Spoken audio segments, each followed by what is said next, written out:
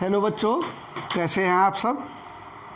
आप लोगों के मांग पर पुनः एक बार फिर उपस्थित हुआ हूं आपके लिए एक नए वीडियो के साथ।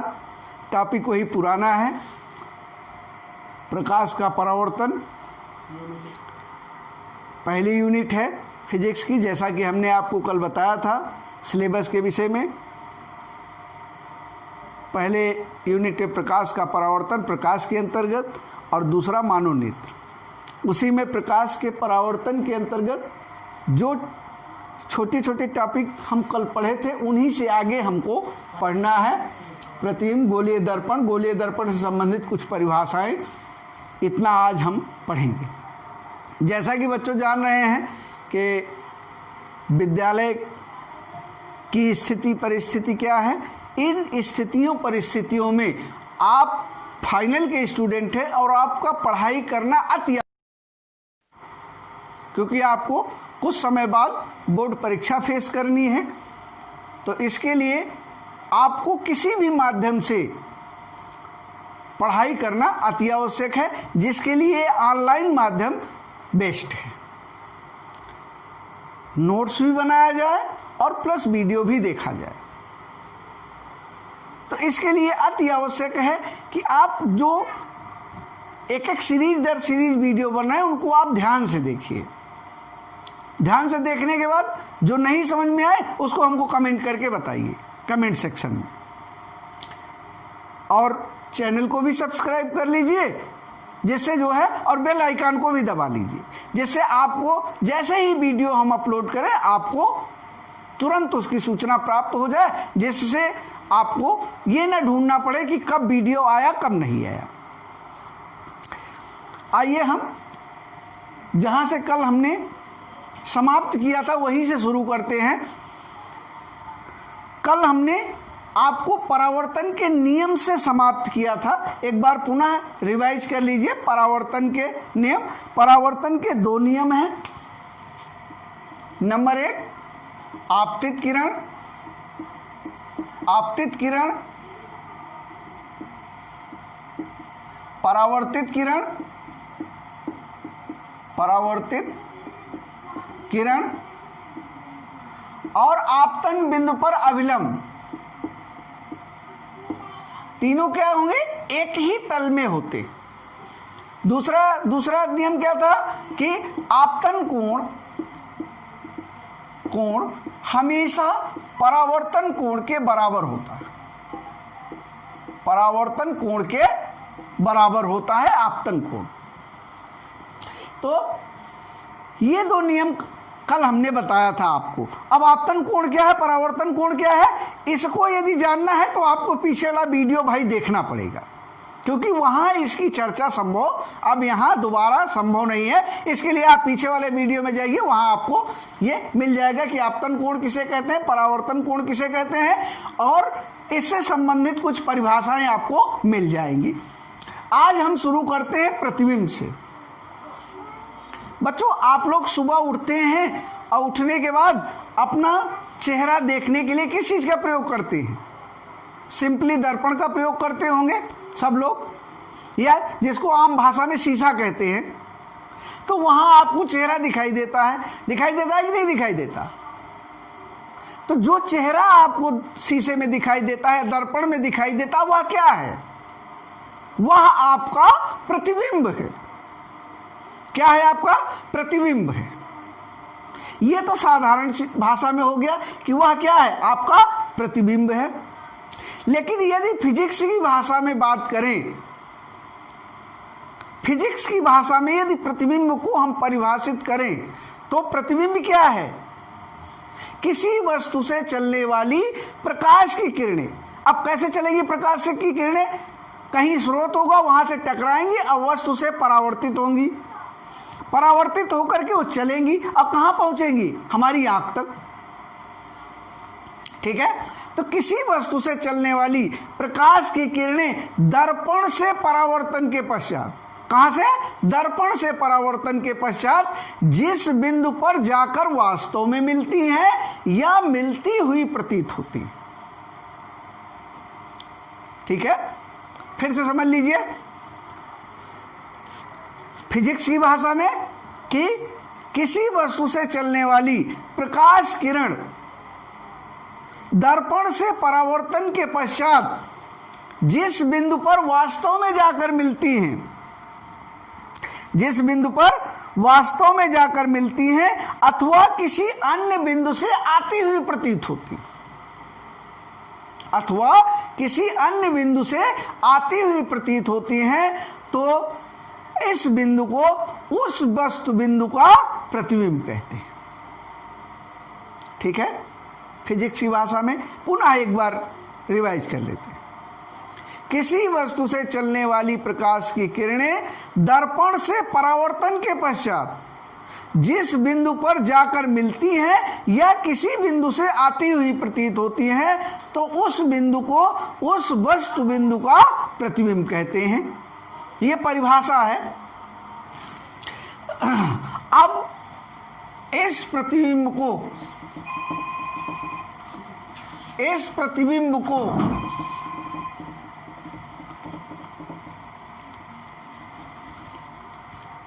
ये प्रतिबिंब दो प्रकार का होता है। प्रतिबिंब दो प्रकार का होता है। पहला प्रतिबिंब है वास्तविक और दूसरा है आभासी। वास्तविक, जैसा कि हम लोग जानते हैं, वास्तविक का मतलब जो वास्तव में हो, और आभासी का मतलब जिसका हमको आभास हो रहा हो कि हाँ ये प्रतिबिंब है, उसको हम आभासी कहेंगे। दोनों को जान लेते हैं क्या है। किसी वस्तु से चलने वाली प्रकाश की किरणें दर्पण से परावर्तन के पश्चात जिस बिंदु पर जाकर मिलती हैं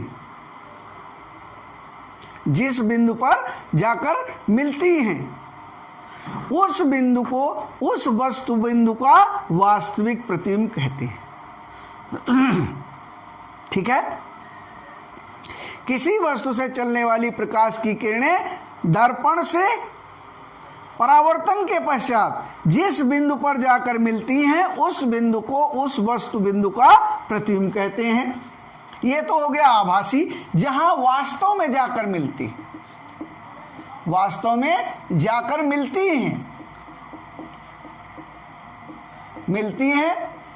आभासी जिस बिंदु से आती हुई प्रतीत होती है। दर्पण से परावर्तन के पश्चात किसी बिंदु से आती हुई प्रतीत होती हैं,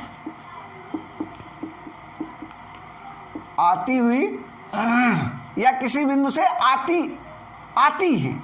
इस तरह हम कह सकते हैं किसी बिंदु से आती हैं, तो उस बिंदु को उस वस्तु बिंदु का प्रतिबिंब कहते हैं। जल्दी से एक एक देख लेते हैं हम, एक एक उदाहरण।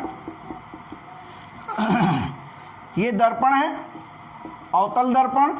अभी हम आपको दर्पण के विषय में बताएंगे, लेकिन जल्दी से एक एक एग्जाम्पल समझ लीजिए। ये हो गया, ये हो गया। अब यहां पर ये इस बिंदु से चली प्रकाश की किरण, ये गई, ये यहां से परावर्तित हुई और यहां पर आकर मिल गई, यानी इस बिंदु का प्रतिबिंब कहां बन गया? यहां पर बन गया वास्तव में। ये कैसा प्रतिबिंब हो गया? वास्तविक प्रतिबिंब हो गया, वास्तव में मिल गई है। दूसरा हम एक और एग्जाम्पल जान लेते हैं, आभासी वाला जान लेते हैं जल्दी से। ये हो गया उत्तल दर्पण। कौन सा हो गया? उत्तल हो गया। ये यहां से कोई वस्तु चली, वस्तु से प्रकाश किरण चली गई कहां को? यहां को, लेकिन आती हुई प्रतीत कहां से हुई? ये इस बिंदु से आती हुई प्रतीत हुई, इस बिंदु से आती हुई प्रतीत होती। चली गई कहां को? यहां को। पहली किरण यहां से आई, यहां को चली गई, दूसरी किरण यहां से आई, उधर को फिर निकल गई, यहां से आती हुई प्रतीत हुई। तो इस तरह के बनने वाले प्रतिबिंब को हम क्या कहते हैं? आभासी कहते हैं। अब आइए हम जान लेते हैं दर्पण क्या है। दर्पण क्या है? अभी दो दर्पणों का हमने नाम लिया, उत्तल दर्पण और अवतल दर्पण। ये दोनों दर्पण हैं क्या? इनको हम कहेंगे क्या? गोलीय दर्पण। गोलीय दर्पण क्या है? गोलीय दर्पण क्यों है? गोलीय दर्पण कांच के खोखले गोले, मान लीजिए कोई कांच का खोखला गोला है, ये मान लीजिए कांच का खोखला गोला है, इसका एक भाग है कटा हुआ। अब इस खोखले गोले को काट दिया जाए इतना इतना, यानी इसको ब्रेक कर दिया जाए, तो ये क्या है? ये क्या बन गया?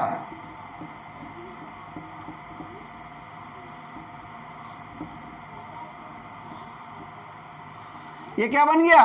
एक बन गया एक गोलीय दर्पण। ये क्या बन गया? गोलीय दर्पण। इस तरह से या इस तरह से काट दिया जाए, मान लीजिए ये कोई गोला है, कांच का खोखला गोला है, इसको इस तरह से काट दिया जाए,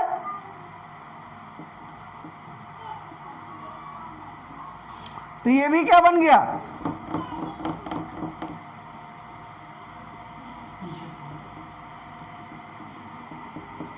ये भी क्या बन गया? ये भी बन गया एक दर्पण। ये दर्पण बन गया। ये इतना भाग हमने क्या किया? इसको ब्रेक कर दिया, काट दिया। अब इतना भाग क्या बना? इस तरह का ये रह गया, और इतना भाग क्या रह गया? ये रह गया, एक भाग हो गया। अब इसके किसी तल पर, मान लीजिए इस बाहरी तल पर पॉलिश कर दी जाए या कलई कर दी जाए, किसकी? लाल ऑक्साइड की, रेड ऑक्साइड की। एक तल पर कलई कर दी जाए लाल ऑक्साइड की,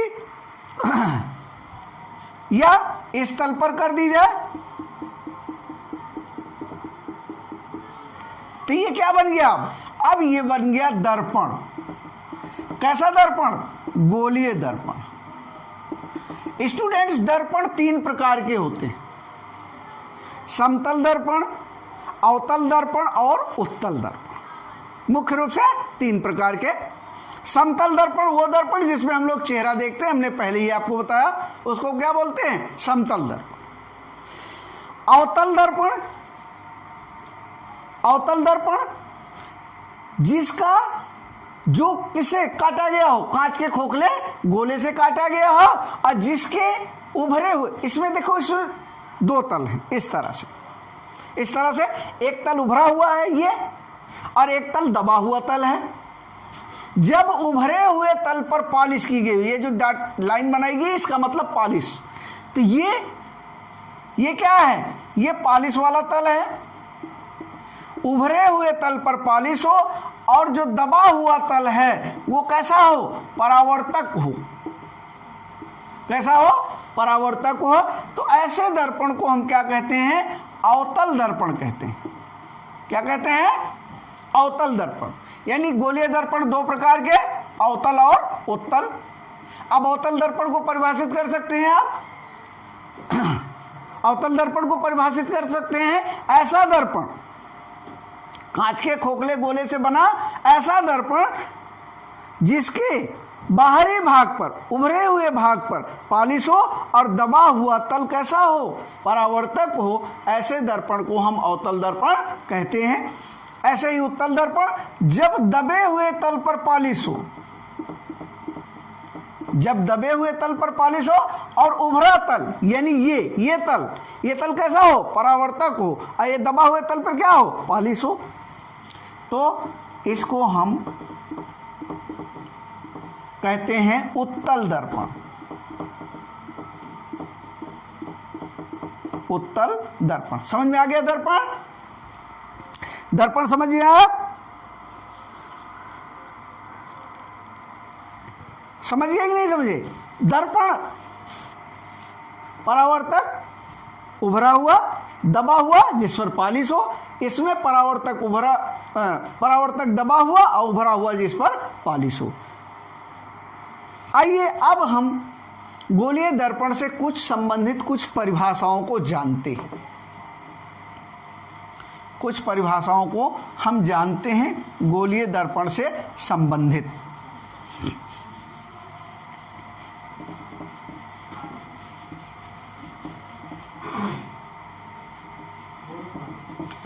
पहली परिभाषा है इसकी, पहली परिभाषा है वक्रता केंद्र।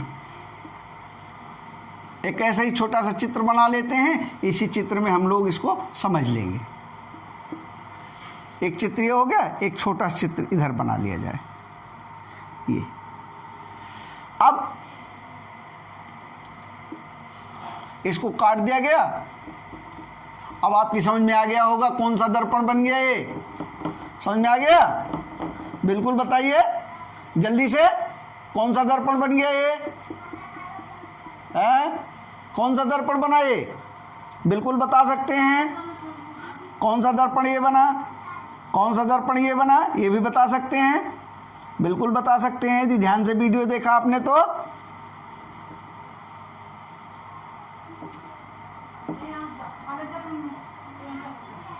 ये बिल्कुल बता सकते हैं ये कौन सा दर्पण बना।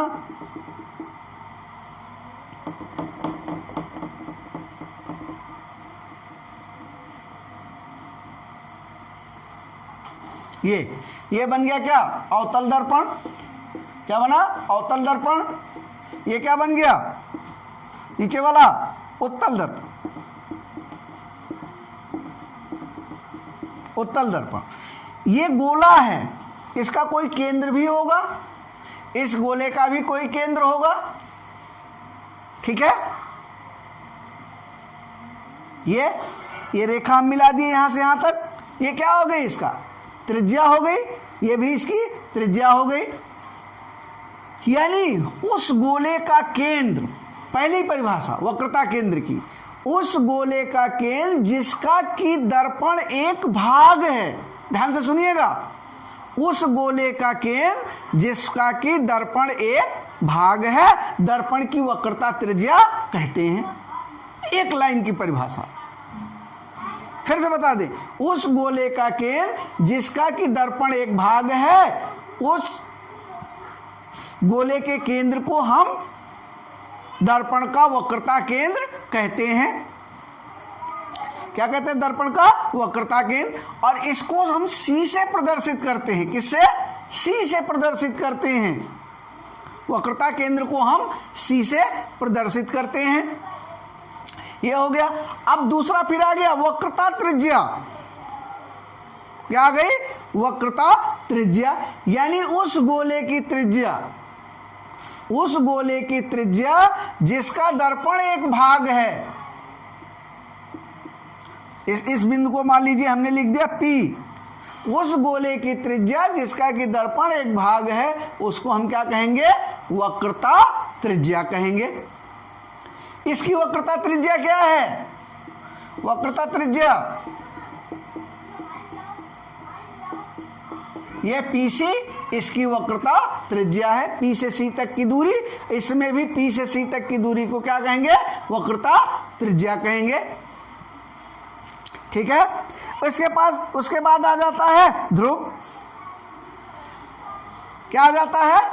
वक्रता केंद्र हो गया, वक्रता त्रिज्या हो गई, फिर आ जाता है ध्रुव।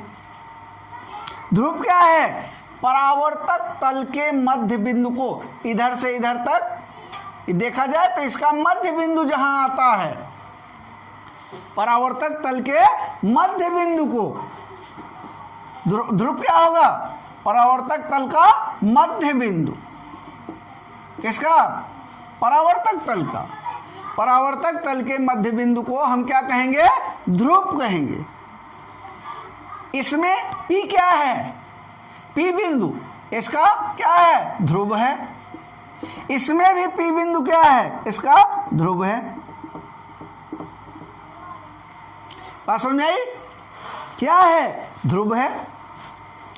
अगला आ जाता है मुख्य अक्ष। अब मुख्य अक्ष किसको कहते हैं? ये जो रेखा खींची गई कहां से? ध्रुव से लेकर के वक्रता केंद्र तक जो रेखा है, इस रेखा को हम क्या कहेंगे? मुख्य अक्ष कहेंगे। यानी ध्रुव से वक्रता केंद्र को मिलाने वाली रेखा, दर्पण के ध्रुव से वक्रता केंद्र को मिलाने वाली रेखा को हम दर्पण का मुख्य अक्ष कहते हैं। इसके बाद आ जाता है दर्पण का द्वारक। दर्पण का द्वारक परावर्तक तल के व्यास को, परावर्तक तल के व्यास को हम क्या कहेंगे? परावर्तक तल के व्यास को क्या कहेंगे? दर्पण का द्वारक कहेंगे। अब इसमें M1 M2 क्या है? M1 M2 क्या है? दर्पण का द्वारक है। इसमें भी M1 M2 क्या है? दर्पण का द्वारक है। ये हो गया। अब एक महत्वपूर्ण बिंदु, मुख्य फोकस, ये सबसे महत्वपूर्ण है। दो चीजें, मुख्य फोकस और फोकस दूरी, ये बहुत महत्वपूर्ण है। इसको आप लोग इसको ढंग से समझिए, ढंग से समझिएगा, इसको मिस मत कीजिए। मुख्य फोकस और फोकस दूरी को आप लोग ढंग से समझेंगे। फोकस दूरी क्या है? फोकस दूरी, फोकस दूरी क्या है कि दर्पण के मुख्य अक्ष से समांतर चलने वाली किरणें।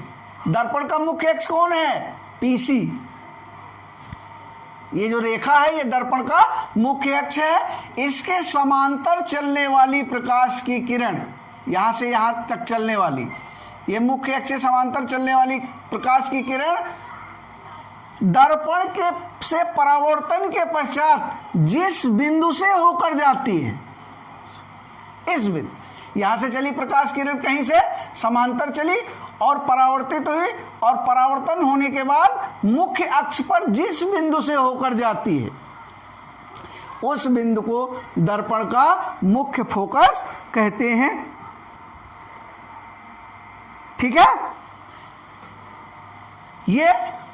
ये भी मुख्य अक्ष यहां से चली और यहां पर जाकर ये भी मिल गई। समांतर चलने वाली प्रकाश किरण जिस बिंदु पर जाकर मिलती हैं, किस बिंदु पर मिल रही हैं? इस बिंदु पर मिल रही। इधर से समांतर चली, ये परावर्तित होकर यहां टकराई, इस इधर से समांतर चली, ये परावर्तित होकर यहां टकराई। इस बिंदु को हम क्या कहेंगे? इस बिंदु को हम मुख्य फोकस कहेंगे, मुख्य फोकस कहेंगे। किसमें? अवतल दर्पण में। उत्तल का नाम नहीं लिया अभी हमने। अवतल दर्पण में, उत्तल दर्पण में यह भी हो गया मुख्य फोकस। मुख्य फोकस के समांतर चलने वाली प्रकाश की किरण इसे समांतर चली, जिस बिंदु से आती हुई प्रतीत होती है,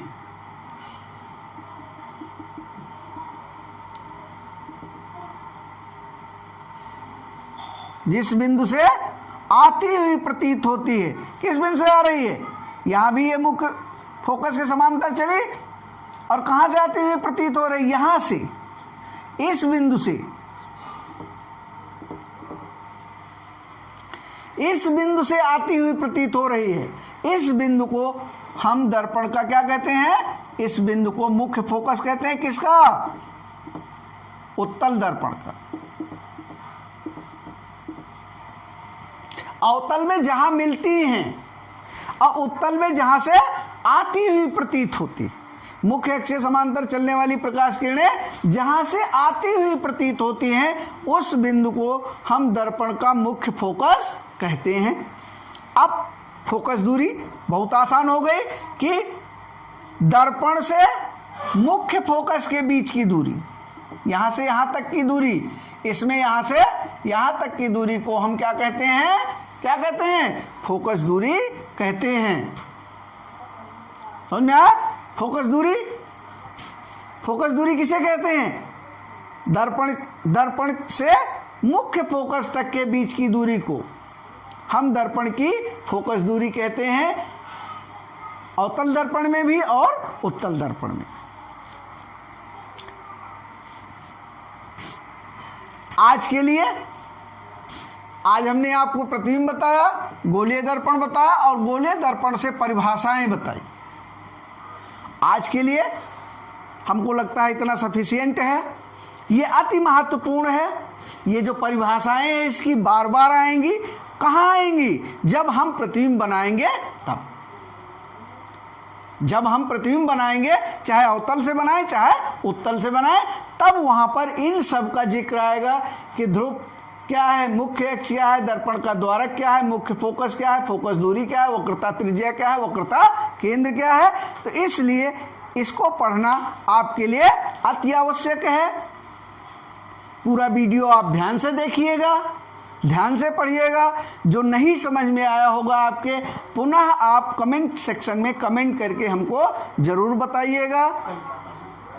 कल हम लोग प्रतिबिंब बनाने के नियम को समझेंगे कि हम दर्पणों से प्रतिबिंब कैसे बनाते हैं, कहाँ से किरणें जाती हैं, कहाँ से परावर्तित होती हैं, कहाँ मिलती हैं, तो किस प्रकार का प्रतिबिंब बनता है, ये समझेंगे। और प्रतिबिंब बनाने के विभिन्न स्थितियों के विषय में हम लोग समझेंगे। और उसको समझने से पहले ये सारी चीजें आपको देखना अति आवश्यक है, इनका समझना अति आवश्यक है। इसलिए आज हम इस वीडियो को यही समाप्त कर रहे हैं। अब पुनः एक बार आपसे बता दें, ढंग से पढ़िए। आपके सामने परीक्षा है, आप बोर्ड परीक्षा को फेस करने जा रहे हैं, ज़्यादा समय नहीं बचा हुआ है, तो इसलिए आप ध्यान से वीडियो देख करके भी पढ़िए, ऑडियो सुन करके पढ़िए। आज हम अपने टॉपिक को यही समाप्त कर रहे हैं। कल एक नए टॉपिक के साथ आपसे फिर मुलाकात होगी।